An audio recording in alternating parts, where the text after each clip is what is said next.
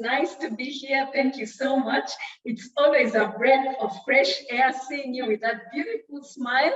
And I'm happy for these honors of having the keynote opening for this very, very important topic as we look at trading in Africa and why diaspora engagement is very crucial.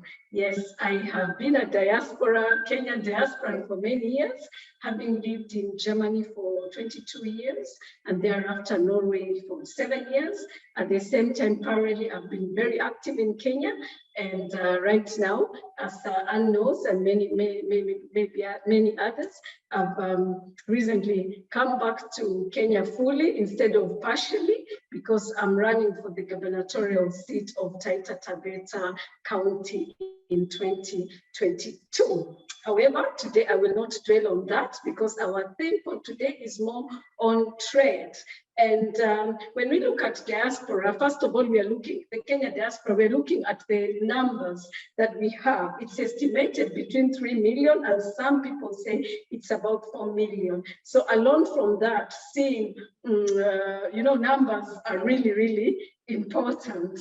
And again, the financial muscle that diaspora has, alone for the last 12 months, we have seen that the diaspora remittances has been a whooping 360 billion, as they say. Sometimes I'm just trying to reconcile the figures in my head, and it is quite mind-blowing, but I know it is possible. And yet you're saying, when we look at these figures deeply, it's more money which is going for consumption, because the money that we remit as diasporans is basically, most of it is going maybe for our families, for medication, for school fees, for food, for really, we are like almost offering the social welfare for our families, communities. We contribute a lot, and that is quite commendable, and we should continue embracing. However, if we want, for the good of Africa, it will be good if the bigger portion goes in investments, and it doesn't mean that we are neglecting our communities of families. It's not a call to say that we reduce the money going in. I look at it as diaspora investing this money so that even the money that they remit can also, it can circulate, and it will still go back to helping their families. So we make it circulate in the economy fast. And also, as my sister Anne is very, very keen on diaspora, or not diaspora this time, but she is keen on generational wealth creation. Who better can really foster this? Because most of us live in the country, in very developed countries, where we are seeing, sometimes you see the business, the company, you find it has a legacy of even some of them up to 200 years old, and you're told it was begun by the great-great-grandfather of these people. So some of these things are the ones which we can see how diaspora can lead their families who they remit to into trading. We have a great opportunity with this AFCTA, and we can trade in Africa if we want to. Already we know the loopholes. We know why some of the businesses, they don't have a loan, they're not scalable. Like when you look at the rural women, they struggle to do business, but a lot of them, they don't have a credit history, they don't have this. So we have to begin somewhere at the grassroots. And I'm saying this because I'm passionate about the welfare of rural communities. I think it's a very huge population which depends on trading, even among small scale. So how about if we are able to bring them to a place where they can be more financially literate, and also they can have the much needed micro loans that they need to be able to start now doing it correctly. Because when we are trading with Africa, it doesn't always have to be only the big things like assembling cars and what have you. At the grassroots, it's also crucial because that's where the population is. We know that a lot of countries around the world grew because of the trade.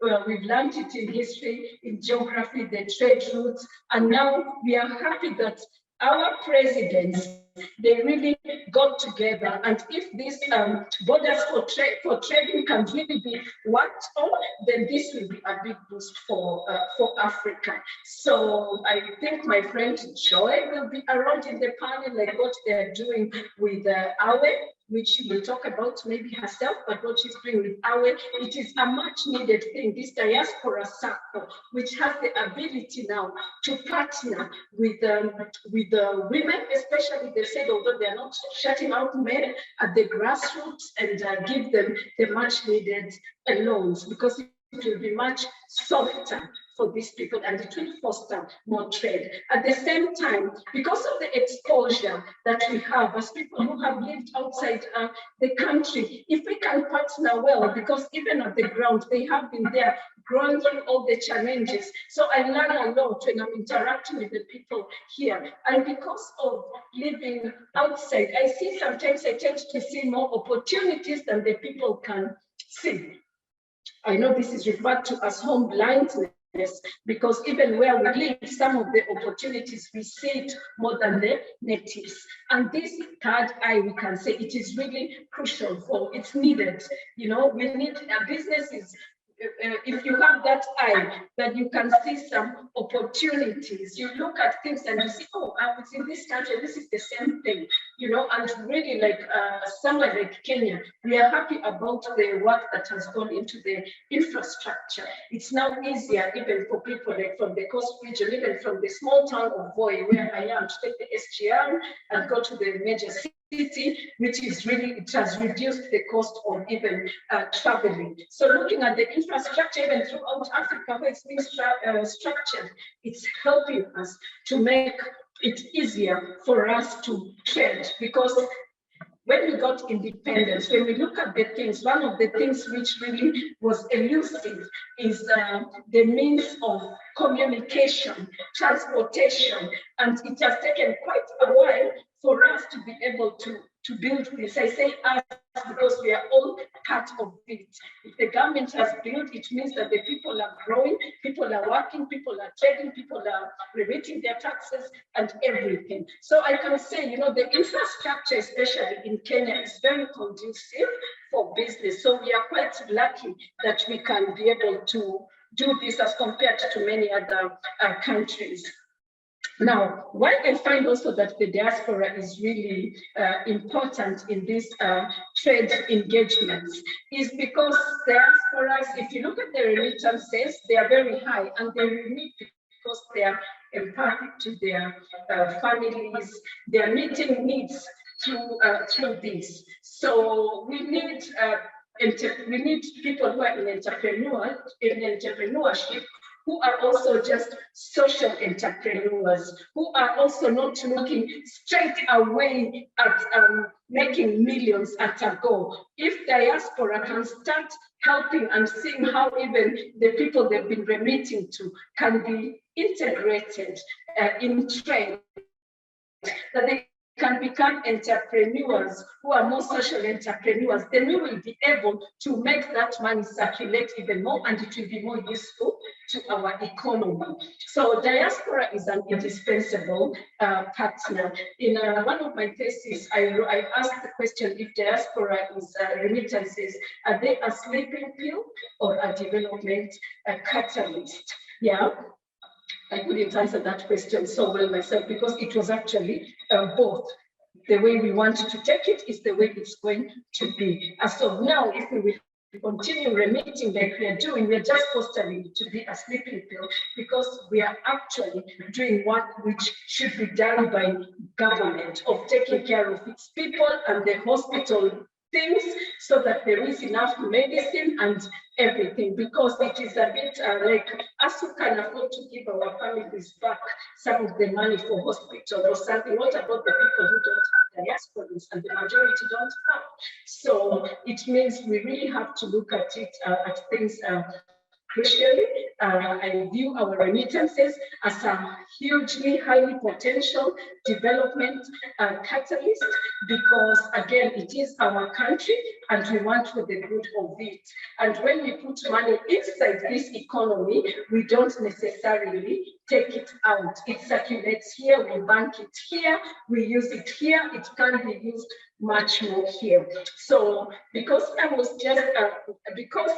honored to do the keynote speech, and I know I wouldn't like to talk too much and touch on all the points of the other people so that I don't end up saying things which people have specifically prepared to say, because I know it is a very powerful panel that we have right now, and I will be happy to welcome you all to share with us.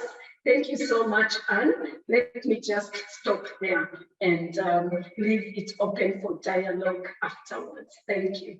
I think practically we really need to review what is already there, because looking at the situations, I'm trying to find out why actually are things so choked. I must say that Kenya, in every area, even with this evolution, they have done a really good job in actually putting policies in place, in actually even a very progressive constitution. So some of the things, it will actually be implementing them. Because you look at a lot of things, you see they are really well thought. You don't need to reinvent the wheel. You just need to make sure that actually they are translated into action, that they are ready, that they are adapted, and they can start functioning. Because it looks like most of the things people are still, they are on paper. Yeah, but in practice, they're not there. Because when I'm looking, I'm thinking, wow, this is so wonderful, this is so good. But like we say in Kenya, lakini kwa ground it's tofauti. Yeah, when you're reading these things, you see it's already there. You know, like I'm an ambitious person, and I love, I'm very solution oriented, and I love looking at things and seeing what actually is choking this thing, why can't it be? And then I'm there busy thinking what can be done, and then I go and read and I find actually it's already there. It's just that people are so busy arguing in politics and doing God knows what instead of serving the people. So I plan to look very clearly at the issue of SMEs, because one of the things which we are seeing in some of the places, actually the costs of even running the businesses, you see, like most of the SMEs, they're not even apart from the license, they're not even bankable. They don't want even to put their money in the bank.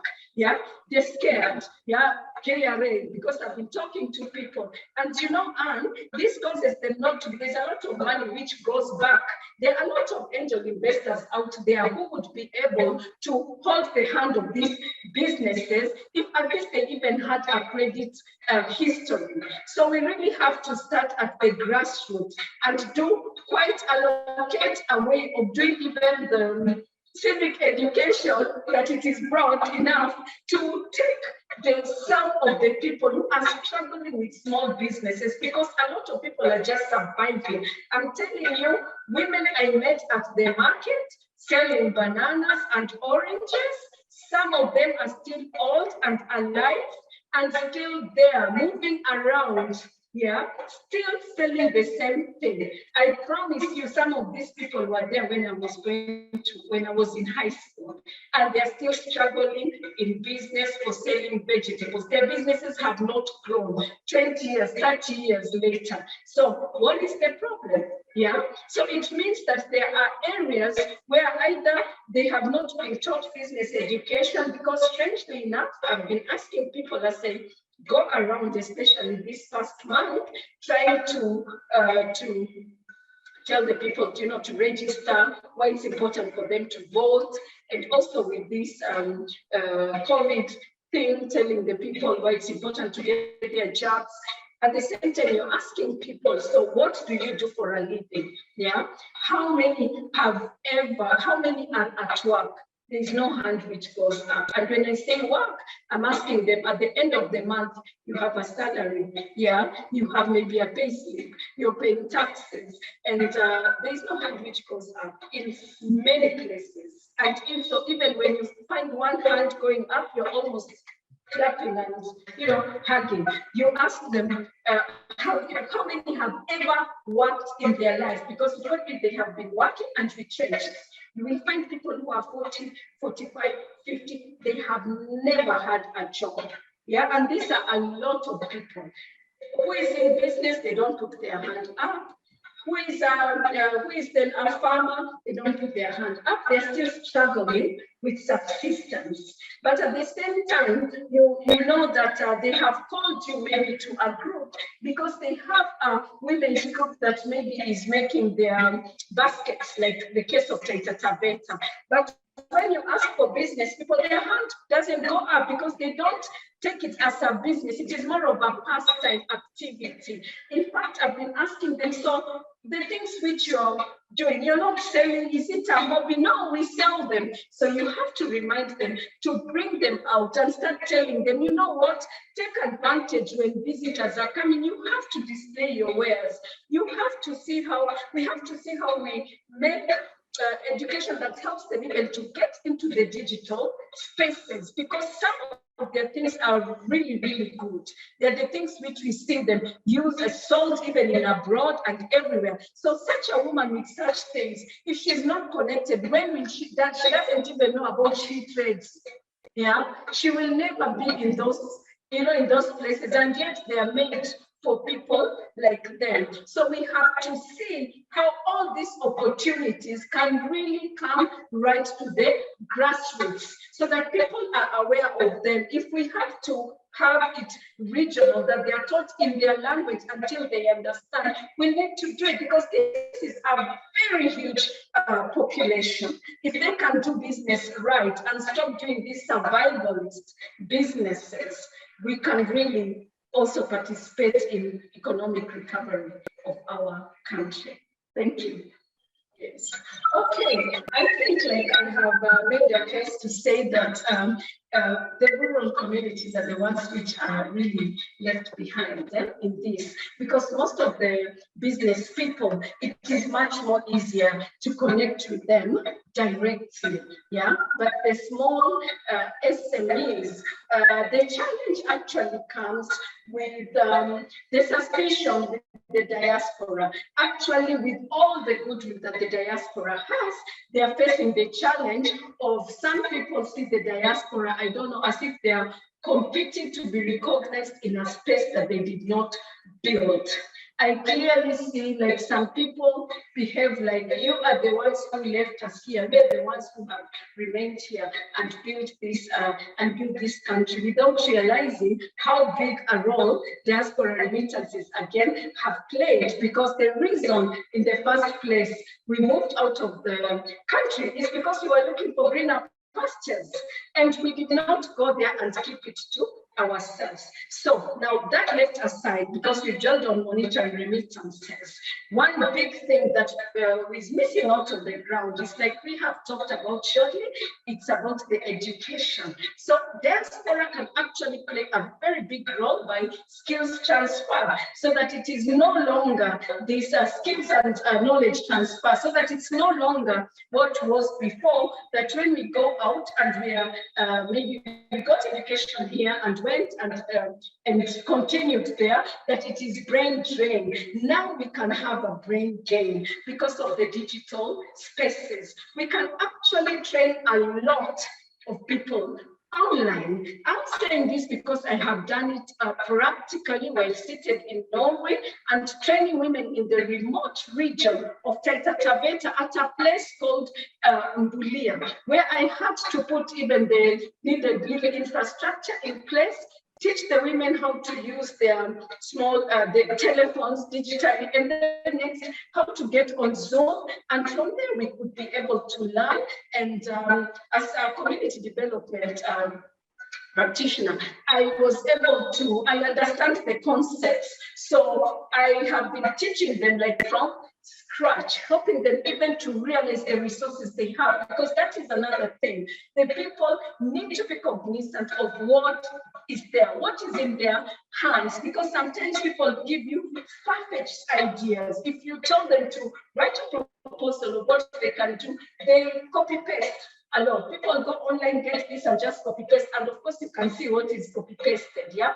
But if you bring them back to a simple exercise as saying, tell me what you find in your region, what is outside in your compound, and just that way you are able to show the women, for example, that there is an opportunity with, for example, baobab powder and the baobab oil, which is on demand in many places. So because we could not, because there was nobody we found who was doing this trade in that area, I had to take up that challenge of teaching them even how to produce, of making them even be able to make the instruments, the machine they will use by themselves, yeah, so that I can bring them closer to cottage industries. Of course, that I can only do small scale at the beginning, but again, I taught them well so that they can go and replicate it, and we are happy that it is being copied by other people. Now people have suddenly discovered, oh, looking at baobab in a different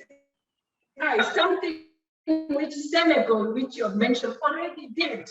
You know, you go to the shops, you will find the baobab product from Senegal, from where Madagascar, it's known for its beauty, the tree is a little bit different. But then here, people thought it was monkey food, apart from making the candy that is popular, which you just eat, spit out the seeds, and that very seed also has a value. So I will answer your question by saying, you know, we will need to get the diaspora to continue to carry out this job of skills transfer. And also, I have to mention a project which I really find is really good. That is from more of a governmental level, what Germany and other countries did when they introduced this WIDO funds. It fascinated me because it was a partnership between the diaspora living, the government there, the diaspora living there, and their families at the grassroots. And it was very much a business development model and how it can be done. But it was only successful because it was both parties. The diaspora voice was heard in how some of the challenges are and how it can be done.